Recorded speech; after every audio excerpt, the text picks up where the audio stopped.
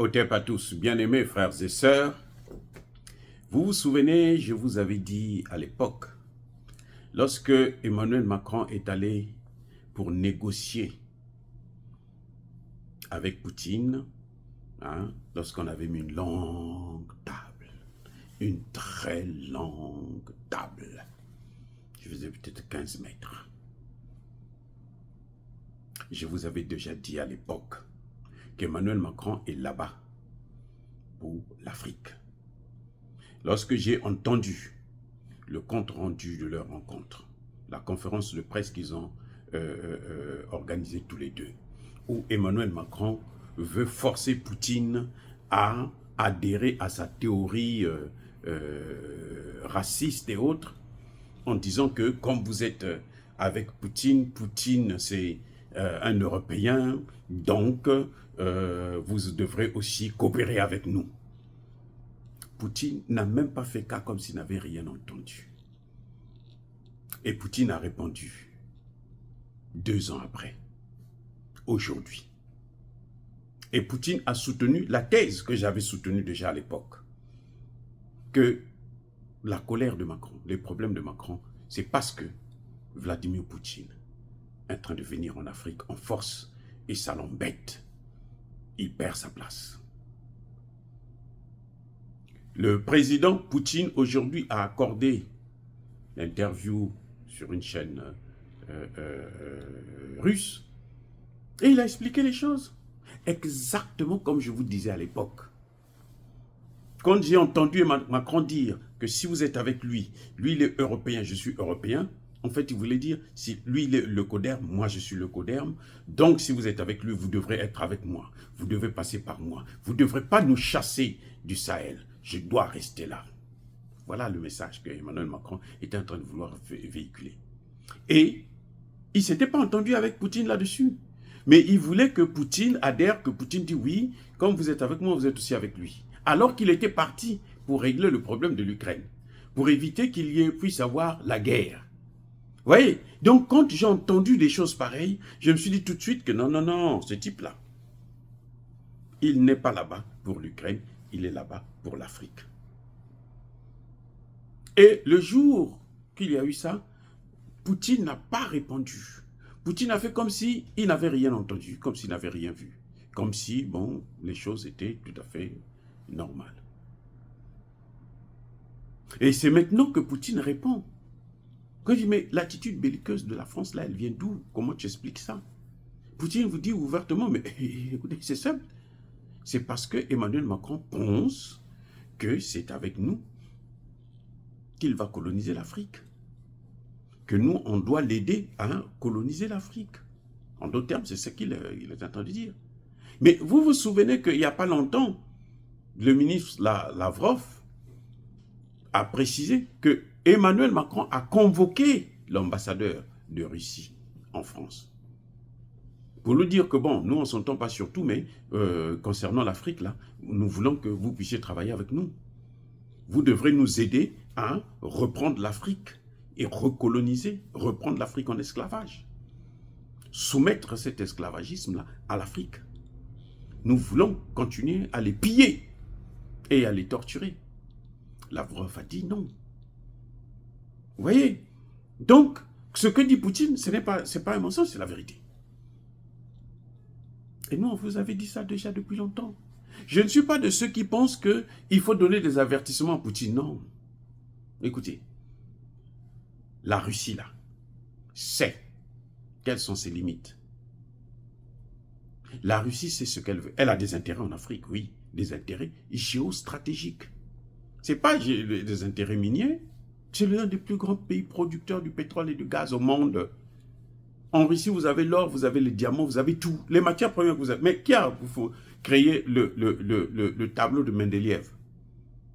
Mendeleïev, là, c'est un Russe. Ce n'est pas un Français, un Américain, un Anglais, non, c'est un Russe. Mais où est-ce qu'il a vu ces matières premières-là? Vous croyez qu'il était venu en Afrique pour voir ça? Pour cataloguer tous les produits, l'essentiel, parce qu'il y en a d'autres qu'on est en train de découvrir seulement maintenant. Il a donné des noms à tout, parce qu'il y en a chez lui. N'oubliez pas que la Russie, c'est un peu plus de la moitié du continent africain. C'est-à-dire que vous prenez le continent, vous le divisez en deux. L'Afrique compte 30 millions de kilomètres carrés. La Russie compte 15 millions de kilomètres carrés. Donc la Russie n'a pas besoin de nos terres pour venir nous coloniser. Pourquoi les Occidentaux veulent détruire la Russie? C'est pourquoi. Pourquoi les Américains veulent détruire la Russie? Veulent morceler la Russie? C'est à cause des matières premières. Ce que les Américains veulent faire en Russie, c'est ce qu'ils sont en train de faire déjà en Afrique. Avec les Français, les Anglais, les Allemands et les autres. Regardez le Rwanda et la RDC. On prend le Rwanda, on dit va occuper la RDC, et pendant que toi tu occupes la RDC, nous on prend les matières premières. C'est ça qui est en train de se passer là. C'est ce qu'ils veulent faire aussi en Russie.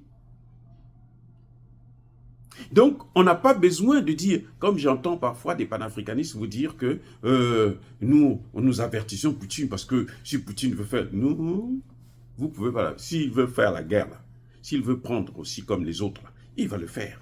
Et s'il se met avec les autres pour le faire, là, vous n'aurez pas les moyens de les arrêter. Donc, ce n'est pas la peine de dire, Poutine, on va lui donner un avertissement, on va lui faire des mises en... Ah, on n'a pas besoin de ça. Poutine était là, c'est-à-dire que la Russie, hein, l'ex-URSS, le tsar de Russie était là en 1884-85 quand ils étaient en train de partager l'Afrique. Il a refusé de manger le gâteau. Il n'a même pas pris un morceau. C'est pas maintenant qu'il va vouloir prendre quelque chose qu'il avait refusé lui-même, alors que c'était à portée de main. Quand il y a eu la guerre froide, vous avez vu Poutine venir coloniser un pays? Non, au contraire. C'est Poutine qui a soutenu, enfin l'ex-URSS, qui a soutenu la décolonisation. S'il n'y avait pas l'ex-URSS là, peut-être qu'on allait être encore colonisé jusqu'aujourd'hui. Jusqu'à preuve de contraire. Quelle colonisation, décolonisation ils ont donné? Ce n'est pas la décolonisation. C'est une autre forme de colonisation. C'est pour ça qu'on appelle ça néocolonisation. Donc, nouvelle forme de colonisation. On n'est pas là, mais on est toujours là. Et c'est nous qui contrôlons vos pays. Vous savez, le franc CFA, là, si c'était notre monnaie, là, personne n'allait dévaluer ça. Ce n'est pas un premier ministre comme Alain Juppé qui quitte la France, il vient, il fait asseoir tous les chefs d'État, il dit, bon, je dévalue votre monnaie. Non. Ça ne peut pas se faire. Vous pouvez voir, attendez, écoutez. Vous allez voir la vice-présidente américaine ou le secrétaire d'État américain venir en Chine dire que je dois dévaluer le yuan. Vous pouvez penser à ça. Est-ce que c'est même pensable? Non, c'est pas possible. Donc, vous voyez, le problème de la France, le problème d'Emmanuel Macron, je l'ai toujours dit et je le répéterai encore une fois de plus, c'est l'Afrique. Ce n'est pas l'Ukraine. Tout ce que vous voyez là, on va faire la guerre contre la Russie. Il pense, Emmanuel Macron dans sa tête là, qu'il veut qu'on déclenche la guerre contre la Russie. Et comme ça, pendant que la Russie est en train de se battre, lui, pendant ce temps, il déclenche ses guerres en Afrique.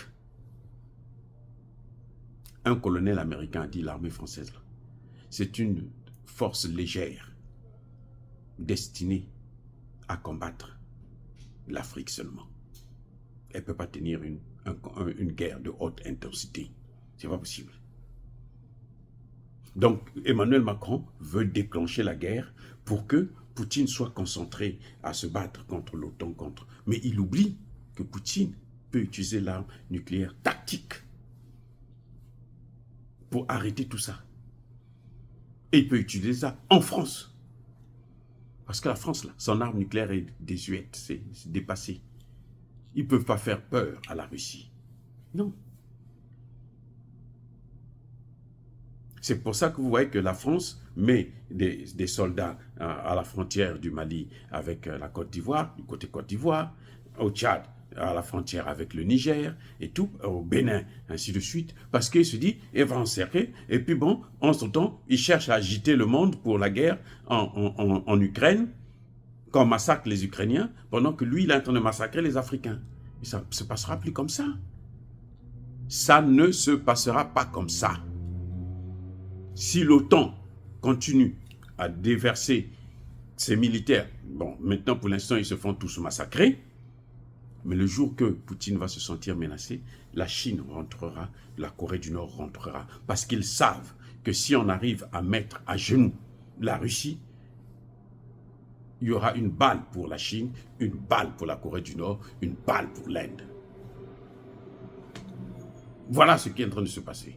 Voilà ce qu'il y a en face de nous. Et donc, c'est une erreur de Emmanuel Macron. Et l'Afrique, là, Emmanuel Macron l'a perdu définitivement. Il peut faire tout ce qu'il veut. Il peut chanter, monter, descendre, crier comme il veut.